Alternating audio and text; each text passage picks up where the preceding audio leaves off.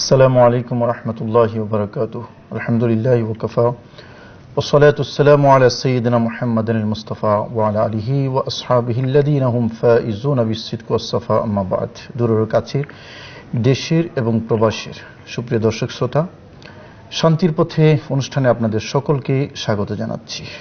দুজন বিজ্ঞ আলোচক নিয়ে আজকে যে বিষয়টি নিয়ে আমরা আলোচনা করব, উপমহাদেশে ইসলামের আগমন, এবং এ বিষয়ে যে দুজন বিজ্ঞ আলোচক আপনাদের সুপরিচিত আমাদের স্টুডিওতে আমন্ত্রিত হয়ে এসেছেন। আসুন আমরা অনুষ্ঠানের শুরুতে তাদের সাথে পরিচিত হই। ফরিদগঞ্জ চাঁদপুর মজিদিয়া কামিল মাদ্রাসার সুযোগ্য অধ্যক্ষ হযরতুল আল্লাম ডক্টর মাওলানা এ.কে.এম. মাহবুবুর রহমান আমাদের অনুষ্ঠানে আজকে আমন্ত্রিত মেহমান। আসসালামু আলাইকুম ওয়া রাহমাতুল্লাহ। ঢাকা নাসারিয়া কামিল মাদ্রাসার সুযোগ্য শাইখুল হাদিস আল্লামা এ.কে.এম. আব্দুল ওয়াদুদ। আসসালামু আলাইকুম ওয়া রাহমাতুল্লাহি ওয়া বারাকাতুহু। দর্শক শ্রোতা, মহান মে দিবসের শুভেচ্ছা জানাচ্ছি আপনাদেরকে। এবং আজকে রজব মাসের প্রথম তারিখ, এবং এই রজব মাসে অনেক গুরুত্বপূর্ণ ইসলামী অনুষ্ঠান, শবে মেরাজ সহ, এবং এই উপমহাদেশে হযরত খাজা মঈনুদ্দিন চিশতি রহমতুল্লাহ আলাইহি, যিনি ইসলাম প্রচারের জন্য এসেছেন, তার ওফাত দিবসও এই গুরুত্বপূর্ণ মাসটিতে।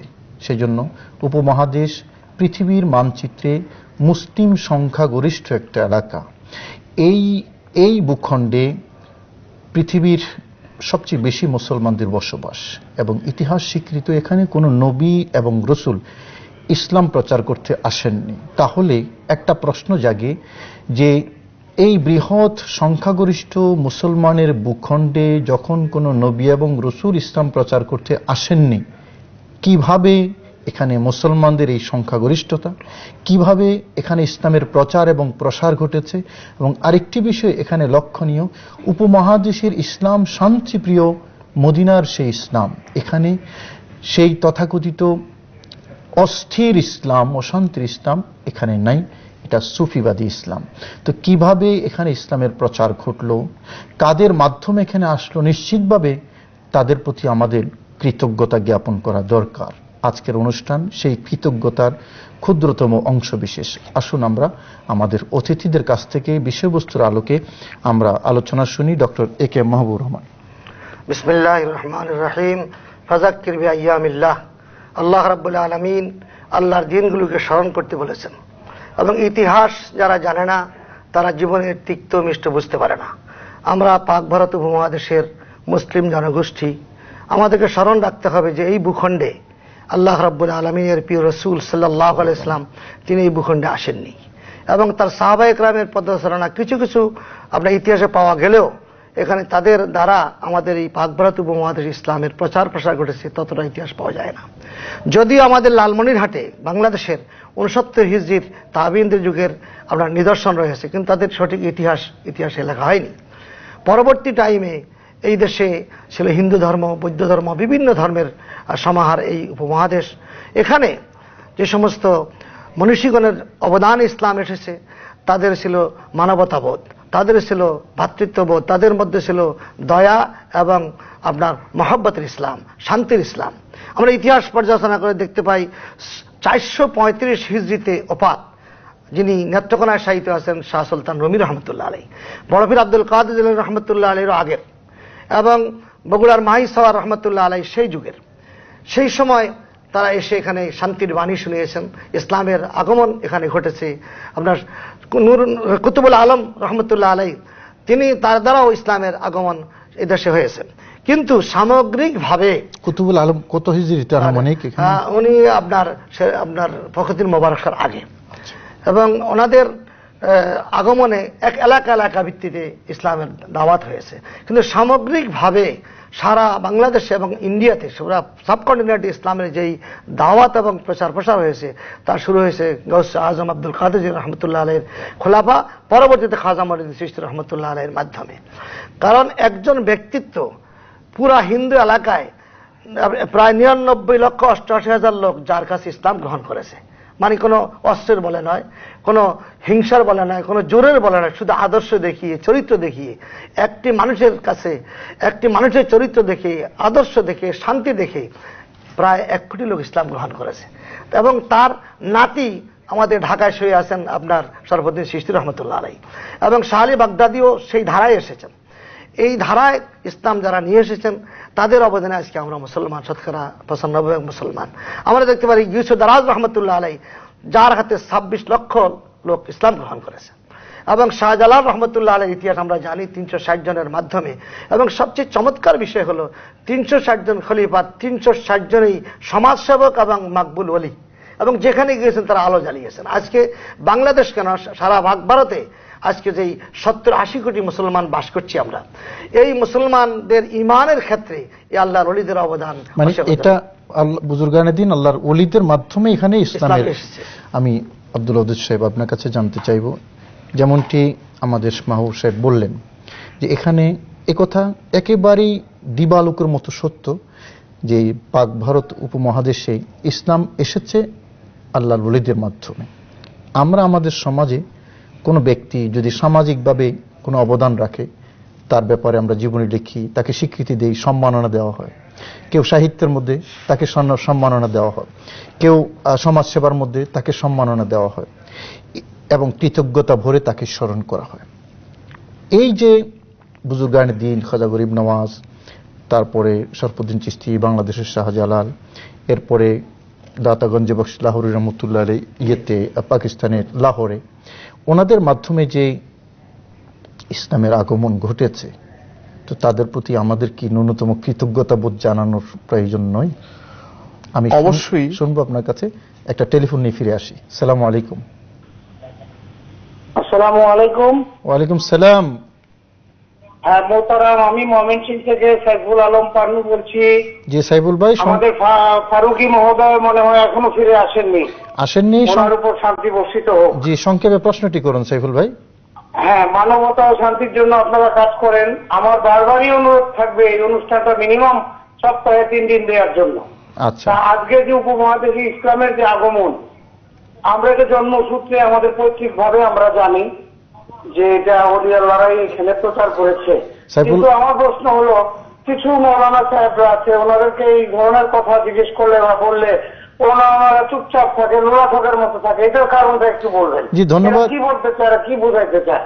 ধন্যবাদ সাইফুল ভাই, ধন্যবাদ আপনাকে। জি, আপনি যে কথাটি বলছিলাম তাদের প্রতি কৃতজ্ঞতা। জি, সম্মানিত দর্শক শ্রোতা, যে প্রশ্নটি এসেছে এটি যদি মৌলানা রুমির ভাষায় আমি শুরু করি তাহলে বলতে হবে উনি সেই প্রায় 1000 বছর আগে যে উক্তিটি করেছেন এ ব্যাপারে, সেটি হলো এভাবে: শুক্রে কুনমর শাকেরারা বান্দাবাস পেশে ঈশা মুরদা সাও পায়েন্দাবাস।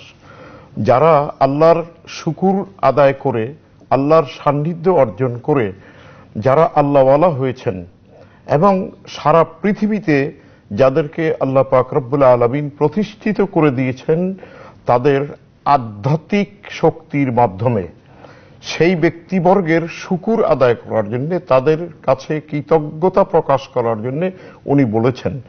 এমনকি আরেকটি কথা শেষ লাইনে যা বলেছেন যে পেশে ঈশা মুরদাসাও পায়েন্দাবাস, এদের কেবলমাত্র শুকুর আদায় করা আনুষ্ঠানিকতা এবং সাহিত্যিক বা কথিত ভাষায় শুকুর আদায় করলেই হবে না, এদেরকে এতটা সম্মান করতে হবে, এদের কাছে এতটা নতি স্বীকার করতে হবে, এতটা শ্রদ্ধায় মনকে উজাড় করে দিতে হবে যে মৃত ব্যক্তি যেমন জীবিতদের কাছে এরকম ভাবে প্রমাণিত হন যে তাকে ডানে নিলে ডানে, বামে নিলে বামে, কাঁধে নিলে কাঁধে, নিচে রাখলে নিচে। কাজী আউলিয়া কেরামের সামনে এতটা সম্মান এবং এতটা শ্রদ্ধা প্রকাশ আর প্রমাণ করতে হবে যে আমি যেন মুর্দার মতো। এখান থেকে শুনবো আরো একটা টেলিফোন নিয়ে ফিরে আসবো আপনার কাছে। জি, আসসালামু আলাইকুম। হ্যালো, আসসালামু আলাইকুম। আসসালাম। আজ তো সারা বাংলাদেশে মে দিবস পালন হচ্ছে, তাই না? জি। ইসলামের দৃষ্টিতে শ্রমিকদের স্বার্থের সম্পর্কে মালিকদের কি করানো উচিত এবং মালিক শ্রমিকের ভালোবাসাটা কি থাকা উচিত? ধন্যবাদ আপনাকে একটা প্রাসঙ্গিক, আজকের দিনের প্রাসঙ্গিক একটা প্রশ্ন করার জন্য। দেখতে থাকুন। জি। কাজী আউলিয়া কেরাম থেকে তাদের শুকুর, তাদের কৃতজ্ঞতা আমরা আদায় করি অথবা না করি তাতে তাদের কিন্তু কিছুই যায় অথবা আসে না। আমরা তাদের কাছে যতটা কৃতজ্ঞতা প্রকাশ করতে পারবো, যতটা শুকুর তাদের আদায় করতে পারবো, যতটা সম্মান তাদের প্রতি জ্ঞাপন করতে পারবো, তত আমরা বেশি ধন্য হব, আমরা বেশি মশকুর হব, আমরা বেশি উপকৃত হব। আসলে ইমানি দৌলতের উপর তো আর কোনো দৌলত নেই, এটা যারা আমাদেরকে উপহার দিয়েছেন, আমরা তো জানতাম না ইমান কি, মানে আমাদের পূর্বপুরুষ সাবকন্টিনেন্টে যারা ছিলেন, তো তাদের কাছে ইসলামের শান্তির বাণী, ইমানের বাণী যারা নিয়ে এসেছেন এত কষ্ট করে, কোথায় সঞ্জর থেকে হযরত মুঈনুদ্দিন চিশতি রহমতুল্লাহ এসেছেন, শাহজালাল রহমতুল্লাহ ইয়ামান থেকে এসেছেন, 1-2 মাইলের রাস্তা তো না, আর সেই যুগতে ফ্লাইট ছিল না, ওনারা হয় হেঁটে এসেছেন অথবা পানিতে বা যেভাবে হোক কষ্ট করে এসেছেন।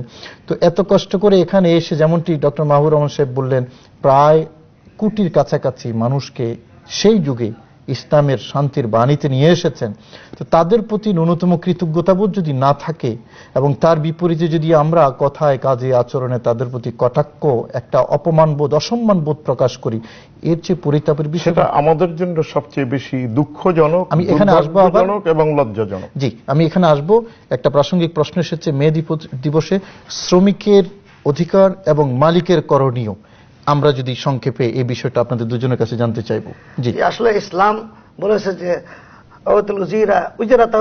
পারিশ্রমিক দিয়ে দাও, এর চেয়ে বড় কথা কোনো ধর্মে নাই। শ্রমিক যিনি শ্রম দিবেন এবং মালিক যিনি মালিক, ইসলামের দৃষ্টিতে যে ফ্যাক্টরিটা বানালেন সেখানে শ্রমিক শ্রমের বিনিময়ে তিনিও মালিকানার অংশ থাকবে। মালিক তার অর্থ দিয়েছেন এবং ব্যবস্থাপনা তিনিও মালিক থাকবেন। শ্রমিকের সাথে মালিকের কন্ট্রাক্ট হবে যে কত % তিনি দিবেন। ইসলাম যেই ব্যবস্থাটা করেছেন, বিশেষ করে ওমর ফারুক রাদিয়াল্লাহু তাআলার সময়, আমির মুআবিয়া রাদিয়াল্লাহু তাআলার সময়, পরবর্তী টাইমে আব্বাসী খেলাফতের সময়ও ফ্যাক্টরিগুলি যেগুলি হয়েছে, শ্রমিক এবং মালিক উভয় মালিকানা ছিল এবং অংশীদার ছিল, তাতে শ্রমিক কোনোদিন ফাঁকি দেয় না। যদি 10 টাকা লাভ হয়, এটা অবশ্য এগ্রিমেন্টের বিষয়, কিন্তু ইসলাম শ্রমিকের অধিকার এতটুকু দিয়ে, সামান্য যতটুকু শ্রম দিয়েছে 1 টাকাও যদি মালিক কম দেয়, কিয়ামতের ময়দানে মালিককে জবাব দিতে হবে। আবার শ্রমিক যেই অর্থটা নিচ্ছে, সে অর্থ যদি শ্রম না দিয়ে ফাঁকিবাজি করে, তার জবাবও কিয়ামতের ময়দানে শ্রমিককে দিতে হবে। আচ্ছা, শ্রমিকেরও তো কিছু দায়িত্ব কর্তব্য আছে। জি, শ্রমিকের দায়িত্ব কর্তব্য, যেহেতু শ্রমিক সে যদি তার মালিককে সম্মান করে, যেটি সাইয়্যিদে আলম রাসূল আকরাম সাল্লাল্লাহু আলাইহি ওয়াসাল্লাম ইরশাদ করেছেন এভাবে, মান লাম ইয়ারহাম সাগীরানা ওয়া লাম ইউওয়াক্কির কাবীরানা ফালাইসা মিন্না। এখানে কাবীর বলতে শুধু বয়সে বড়, শিক্ষায় বড়, পদে বড় তাই না, মালিক এবং শ্রমিকের মধ্যে একটি সম্মানজনক, হৃদ্যতাপূর্ণ এবং স্নেহভাজন সম্পর্ক থাকতে হবে। মালিক যিনি, তিনি যদি তার শ্রমিকদেরকে স্নেহের দৃষ্টিতে দেখেন, আদরের দৃষ্টিতে দেখেন, তাদেরকে যদি তিনি যথাযথভাবে মূল্যায়ন করেন, এ কারণে রাসূল আকরাম সাল্লাল্লাহু আলাইহি ওয়াসাল্লাম ইরশাদ করেছেন, কাল কিয়ামতের দিনে আল্লাহ রাব্বুল আলামিন 3 ব্যক্তির সাথে কথা বলবেন না। আচ্ছা, এখানে আরেকটা বিষয় কিন্তু আমাদের খুব আমরা অ্যাভেলেবল দেখি, অর্থাৎ এগ্রিমেন্টে বা কথা হলো আমি এত টাকা স্যালারি দেব, সেক্ষেত্রে স্যালারি দেওয়ার সময় কিন্তু তা দেওয়া হচ্ছে না। এই ভাতা রেজুলেশন আছে, মানে ক্ষেত্র বিশেষ দেওয়া হচ্ছে না।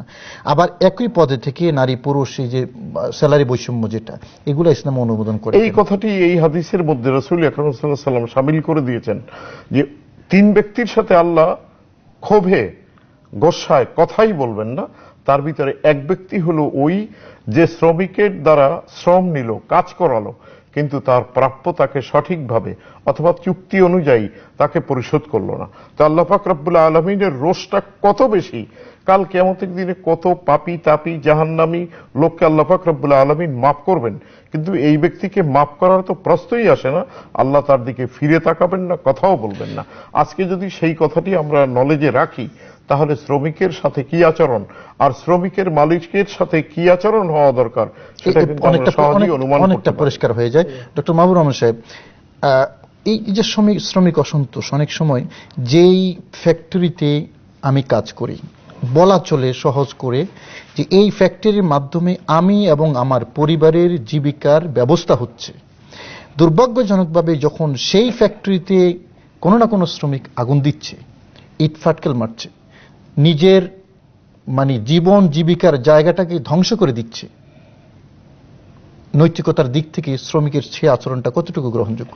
আসলে আনতুয়াদ্দুল আমানাত ইলা আহলিহা, যে ফ্যাক্টরিতে শ্রমিক কাজ করেন সেখানে তার রুটি রুজির ব্যাপারে শুধু নয়, এখানে সামাজিক প্রশ্ন আছে, রাষ্ট্রীয় প্রশ্ন আছে, মালিকের মূলধন আছে। যে শ্রমিক সেখানে কাজ করে তার রুটি রুজির ব্যবস্থা করছেন, তারও একটা দায়িত্ব আছে এটাকে রক্ষা করা। এবং বিভিন্ন গুজবের কারণে, বিভিন্ন কথা বাইরে থেকে হওয়ার কারণে অনেক সময় অসন্তোষ দেখা দেয়। প্রত্যেক শ্রমিকের দায়িত্ব হলো, এটা তো মারাত্মক অপরাধ। ইসলামে এটা কোনো অবস্থাতেই, ইসলাম কেন, কোনো আইনে এটা পড়ে না। এখান থেকে শুনবো আমরা একটা টেলিফোন নিয়ে তাড়াতাড়ি ফিরে আসি। আসসালামু আলাইকুম। হ্যালো, আসসালামু আলাইকুম। হ্যালো, আচ্ছা, টেলিফোন আসলে আবার আমরা ফিরে যাব। তো এই যে অপরাধটুকু করছি, এটা আমরা জানি হযরত মূসা ইসলাম যখন শোয়েব আলাইহিস সালামের দরবারে গিয়েছিলেন, বলেছিলেন, সেখানে সেই আয়াতে আছে ইন্না খায়রা মান ইসতাজারতা লাকাবিয়ুন আমিন, মানে আমানতদারি। এটা কিন্তু শ্রমিকের একটা মৌলিক গুণাবলীর অন্তর্ভুক্ত। শুধু কোয়ালিটি থাকলে হবে না, আমানতদারিও থাকতে হবে। এবং শ্রমিকের উচিত ওই ফ্যাক্টরি একটা ইটের জন্য কেউ খসাইতে না পারে, ক্ষতি করতে হবে, এটা শ্রমিক প্রোটেকশন দেওয়া। কারণ এটা তো তার রেজিকের শুধু ব্যাপার নয়, হাজার হাজার শ্রমিকের, হ্যাঁ, সে ছাড়া আরো অনেক মানুষের রিলেটেড, এবং সামগ্রিকভাবে দেশের অর্থনীতি কিন্তু এটার উপর। অর্থনীতির সুফল যদি এই 16 কোটি মানুষ লাভ করে, বাংলাদেশের প্রেক্ষাপটে যদি বলি, তাহলে কিন্তু এই পার্টিকুলার এই ফ্যাক্টরির সাথে 16 কোটি মানুষের জীবন জীবিকার ন্যূনতম হলেও কোনো না কোনো সম্পর্ক আছে। অবশ্যই সম্পর্ক। তাহলে এটাতে যদি আঘাত করা হয়, 16 কোটি মানুষের হক নষ্ট করা হচ্ছে। অর্থাৎ আমরা বলতে চাই, এখানে একটি বিষয় মালিকদেরকে লক্ষ্য রাখতে হবে, কেন অসন্তোষ হয়, কি কারণে। বিভিন্ন কারণে হয়। কোন কোন মালিক যদি তার শ্রমিকের পাওনাটা ঠিক মতো না দেয়, সময় মতো না দেয়, তখন অসন্তোষ দেখা দেয়। এই জন্য মালিকদেরকে সোচ্চার হতে হবে যেন সময় মতো তার পারিশ্রমিক দিতে পারে, এবং 2-3 মাস 5 মাস পর্যন্ত বেতন না দিলে তো অসন্তোষ দেখা দিবেই। যেন অসন্তোষ দেখা দেওয়ার কোনো পয়েন্ট না হয়, সেটা মালিকের। জি, টেলিফোনটা নিয়ে আসি। আসসালামু আলাইকুম। হ্যালো, আসসালামু আলাইকুম। হুজুর, আমি সবরাতটা কতদিন পরে হচ্ছে, মানে এই ব্যাপারটা একটু জানতে চাইছি। একটু সংক্ষেপে বলেন, আমাদের হাতে সময় একেবারে কম। সবে বরাতটা কবে হবে, কতদিন পরে হবে, মানে তারিখটা একটু জানার জন্য। 1.5 মাস পরে। এটা তো আসলে চাঁদ ওঠার সাথে সম্পর্কিত। শাবান মাসের 14 শাবান দিবাগত রাত হলো শবে বরাত। জি, মাহবুব হোসেন। একটা জিনিস বলতে চাই, এক ভাইয়ের যে প্রশ্নটা আসছে, আমাদের একেবারেই সময় কম, সংক্ষেপে বলতে চাই। ওলিয়া উলিয়াদের যে অধিকার কেউ স্বীকার করতে চায় না। অলিদের সম্পর্কে, অবদান সম্পর্কে বললে তারা চুপ থেকে এক ভাই প্রশ্ন করেছেন। কারণ হলো 1400 বছর ইতিহাসে যাদের অবদান, তাদের অবদানকে যারা আজকে শিরক বলে ফতোয়া দিচ্ছে, তরিকতকে যারা পন্থীদেরকে যারা মুশরিক বলছে, শাহজালাল রহমতুল্লাহ আলাইহি গাউসে পাক খাজামন্দি যারা মুশরিক বলে দ্বিধাবোধ করে না, এরা আসলে ইহুদিবাদের এজেন্ট। তারা ওলিয়া উলিয়াদের কথা স্মরণ করতে যদি মানুষ চায়, তাহলে সঠিক ইসলামে থাকবে, শান্তি ইসলামে থাকবে, এটা হতে দিতে চাচ্ছে। ধন্যবাদ আপনাকে, সুপ্রিয় দর্শক শ্রোতা। আসলে এই যে আমাদের এই যে উপমহাদেশে যারা ইসলাম নিয়ে এসেছেন, তাদের প্রতি কটাক্ষ বোধ, এটা এক ধরনের মানে অকৃতজ্ঞতা শামিল। যেমনটি আমাদের ডক্টর আল্লামা আব্দুল ওদুদ সাহেব বলেছেন, আল্লামা রুমি রহমতুল্লাহ আলাইহির, যারা আমাদেরকে ইসলামের দীক্ষা দিয়েছেন, তাদের প্রতি আমাদের শ্রদ্ধা, তাদের প্রতি আমাদের সম্মান, তাদের প্রতি আমাদের শ্রদ্ধা বোধ, এটা থাকতেই হবে। আর এটা যদি না থাকে, তাহলে আমরা তো অকৃতজ্ঞ হয়ে গেলাম। যেমন হাদিসের মধ্যে ইরশাদ হয়েছে, মাল্লাম ইয়াশকুরিন নাস লাম ইয়াশকুরিল্লাহ, অর্থাৎ যারা মানুষের শুকরিয়া আদায় করতে পারে না, তারা আল্লাহরও শুকরিয়া আদায় করতে পারে না। এই যে আউলিয়া কেরামের অবদান আমাদের প্রতি, আমাদের ধর্মের প্রতি, একটু যদি আমরা চিন্তা করি, এই দেশে রাজনীতি অনেক দিন হয়েছে, ইসলামী রাজনীতি অনেক দিন হয়েছে, কিন্তু ইসলামের এই যে মুসলমানদের এই ব্যাপকত্ব, এটা কিন্তু সুফিবাদের মাধ্যমে, অর্থাৎ তাসাউফের মাধ্যমে, আধ্যাত্মিক শক্তি বলে এই উপমহাদেশে এসেছে। দর্শক শ্রোতা, ভালো থাকুন। এই গুরুত্বপূর্ণ অনুষ্ঠানে আপনাদেরকে পেয়ে আমরা কৃতজ্ঞ। আসসালামু আলাইকুম ওয়া রাহমাতুল্লাহি ওয়া বারাকাতুহু।